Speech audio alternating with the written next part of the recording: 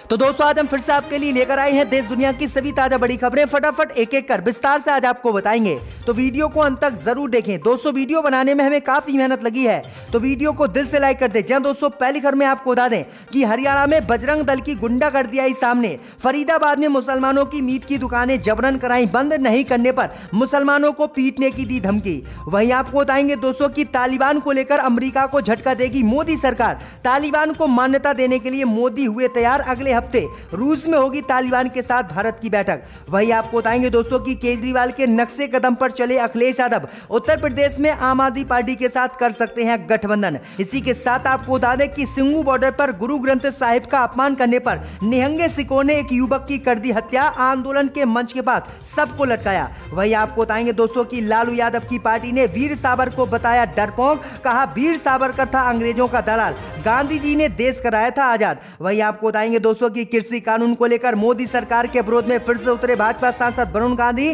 पूर्व प्रधानमंत्री का वीडियो शेयर कर प्रधानमंत्री मोदी पर बोला हमला। तो सभी खबरों को आपको बताने वाले हैं दोस्तों। वीडियो को लाइक कर चैनल को सब्सक्राइब कर दें और हमें कमेंट में बताएं कि आपके जिले किस राज्य से हमारी खबरों को देख रहे हैं। इसी बीच पर तो दोस्तों अगली खबर की ओर, तो हरियाणा में हिंदू संगठनों की गुंडागर्दी आई सामने। फरीदाबाद में मुसलमानों की मीट की दुकानें जबरन कराई बंद। जय दोस्तों आपको बता दें कि नवरात्रि के नाम पर किस तरह से हिंदू संगठनों की गुंडागर्दी हरियाणा में अब फैलने लगी है। दरअसल आपको बता दें कि हरियाणा के फरीदाबाद के सेक्टर 23 की संजय कॉलोनी में मुसलमानों की मीट की दुकानें हिंदू संगठनों ने जबरन बंद करवा दी हैं और धमकी दी है कि नवरात्रि के त्योहार पर अगर किसी भी मुसलमान ने मीट की दुकानों को खोला और मांस बेचा तो उसकी खैर नहीं होगी, उसे बुरी तरह से हम पीटेंगे। वहीं आपको बता दें कि इस धमकी के बाद मुसलमानों ने संजय कॉलोनी में सभी मीट की दुकानों को बंद कर लिया है। वहीं आपको बता दें कि मीट बेचने वाले हासिम ने बताया है कि 8 से 10 लोग यहां पर बजरंग दल के आए थे। उन्होंने हमको धमकी दी कि दुकानों को बंद करो और जब तक नवरात्रि चलेंगी तब तक आपको मांस यहां पर नहीं बेचना है। उन्होंने कहा हमने विरोध किया तो उन्होंने हमें पीटने के लिए लिया, जिसके चक्कर से हमने अपनी दुकान का शटर नीचे खींच लिया और दुकान को बंद कर दिया। वहीं उन्होंने कहा है कि हमने पुलिस से इसकी जानकारी ली तो पुलिस ने बताया है कि ना सरकार की तरफ से और ना ही हमारी तरफ से ऐसा कोई आदेश जारी किया गया है कि त्योहारी सीजन में जो है दुकान मीट की बंद होंगी। इसके बाद तनाव बढ़ गया। तो किस तरह से लगातार हरियाणा में नमाज पढ़ने को लेकर और मीट बेचने को लेकर लगातार विवाद हिंदू संगठन उठा रहे हैं। आपकी क्या राय इस खबर पे हमें कमेंट में जरूर बताएं। इसी बीच पर तो दोस्तों अगली खबर की ओर, तो गुरु ग्रंथ साहिब का अपमान करने पर सिंगू बॉर्डर पर एक युवक की बर्बर हत्या। किसान आंदोलन के मंच पर सबको लटकाया। जय दोस्तों आपको बता दें कि दिल्ली हरियाणा के सिंगू बॉर्डर से एक दिल दहला देने वाली खबर सामने आई है। यहाँ एक युवक की बड़ी ही बेरहमी से हत्या करके उसके शव को बैरिकेड से लटका दिया गया है। क्रूरता की हद देखिए कि उसके एक हाथ को काटकर भी उसके शव के पास लटका दिया गया है। हैरानी की बात यह है कि घटना सिंगू बॉर्डर पर वहां घटी है जहां पिछले किसान 11 महीने से कृषि कानून का विरोध प्रदर्शन कर रहे हैं और धरने पर बैठे हुए हैं। जानकारी के मुताबिक युवक का शव आंदोलनकारियों के मुख्य मंच के पास ही बैरिकेड से लटका हुआ मिला है। सब मिलने के बाद वहां हड़कंप मच गया है और लोग हंगामा करने लगे हैं। पुलिस ने सबको कब्जे में ले लिया है। सूत्रों के मुताबिक हत्या से पहले युवक को बुरी तरह से पीटा गया है और घसीटा गया है। हत्या के बाद उसके शव को दोनों हाथों के सहारे बैरिकेड से बांधकर लटका दिया गया है। दाहिने हाथ को भी काटकर सबके साथ ही बांध दिया गया है।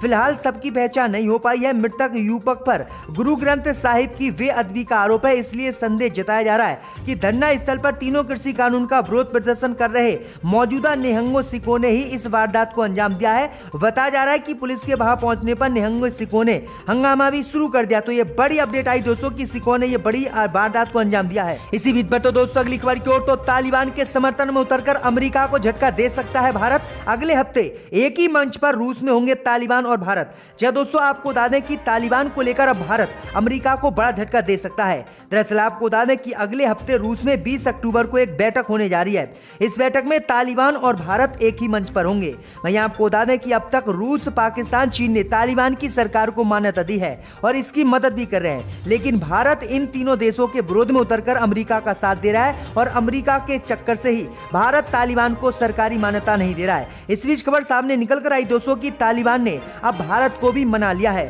वहीं आपको बता दें कि मोदी के कई मंत्री सहित कई बड़े अधिकारी तालिबान के साथ रूस में अगले हफ्ते एक बैठक करने वाले हैं। इस बैठक के बाद बाद उम्मीद जताई जा रही है कि अमेरिका को झटका देते हुए भारत जो है तालिबान को मान्यता दे सकता है। तो ये बड़ी अपडेट आई दोस्तों कि मोदी भी अब तालिबान के सामने झुकते हुए दिख रहे हैं। इसी बीच पर तो दोस्तों अगली खबर की ओर, तो सावरकर को देशभक्त बताने के लिए अंडमान से लेकर लंदन तक 75 विशेष कार्यक्रम आयोजित करेगी बीजेपी RSS। जब दोस्तों आपको बता दें कि वीर सावरकर के नाम पर देश में राजनीति शुरू हो गई है।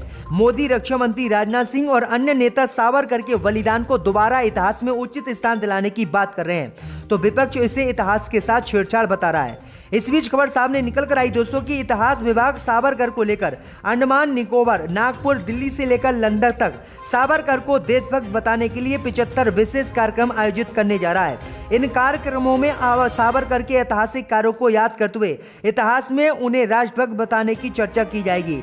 यहाँ आपको बता दें कि बीजेपी चाहती है कि गांधी जी की तरह ही वीर सावरकर को भी देश के इतिहास में सम्मान मिले और उन्हें भी राष्ट्रपिता के रूप में जाना जाए। तो ये बड़ी अपडेट आई दोस्तों की जो अंग्रेजों की गुलामी करते थे, अंग्रेजों की दलाली करते थे, आज भाजपा और RSS उन्हीं के साथ खड़ी हुई है। और जबकि देशभक्तों का अपमान लगातार RSS और हिंदू संगठन कर रहे हैं। इसी बीच पर तो दोस्तों अगली खबर की ओर, तो केजरीवाल के नक्शे कदम पर चले उत्तर प्रदेश में अखिलेश यादव आम आदमी पार्टी से कर सकते हैं गठबंधन। जब दोस्तों आपको बता दें कि उत्तर प्रदेश में अगले साल होने वाले चुनाव से पहले अब यूपी में जनता के सामने नेताओं ने वादों की झड़ी लगा दी है।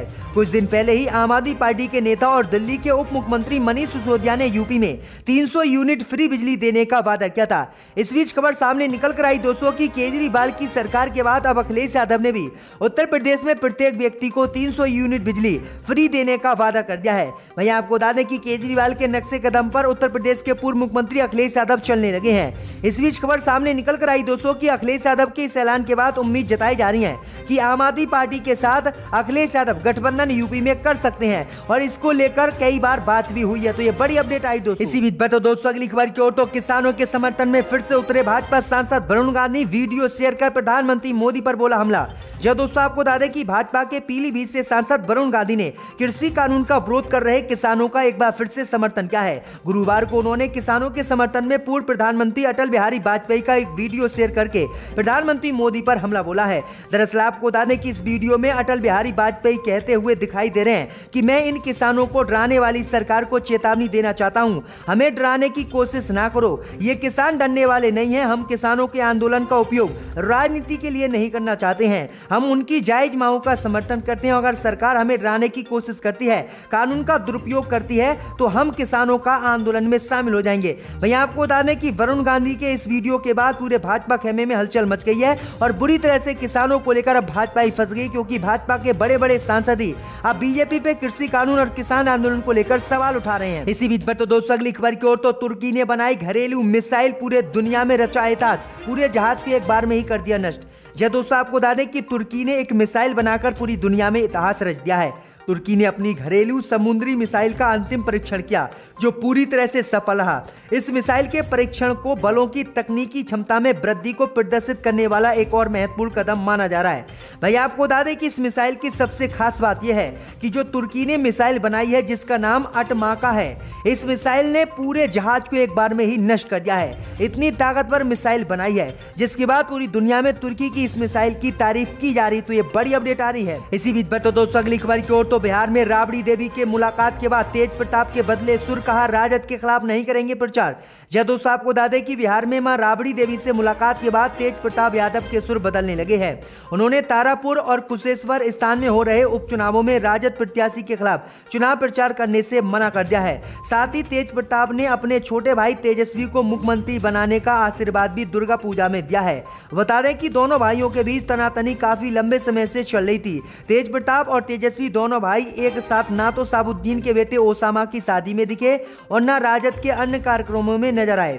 राबड़ी देवी से मुलाकात के बाद बहुत नपा तुला बोल रहे थे, उनके बयानों में गुस्सा भी नजर आ रहा था, लेकिन अब एक बार फिर से दोनों भाई एक हो गए हैं, जिसके बाद बीजेपी राजद जो है अब सही आ गई और बीजेपी और जेडीयू सहित अन्य पार्टियों को झटका लगा है। इसी बीच पर तो दोस्तों अगली खबर की ओर, तो अयोध्या में दुर्गा पूजा के दौरान ताबड़तोड़ फायरिंग से मची अफरा तफरी, एक शख्स की मौत, 2 बच्चियां घायल।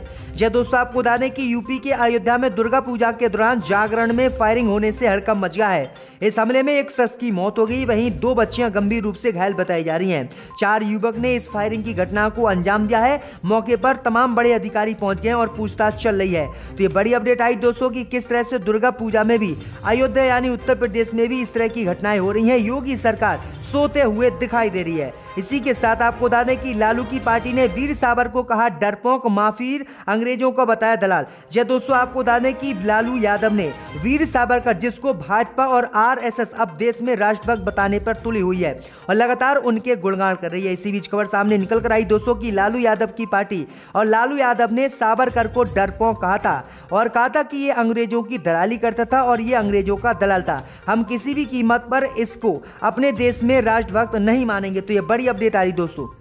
अब कौन उस वक्त यहां बैठा था वो अक्लमंद जानते हैं, मगर मैं दोहराना नहीं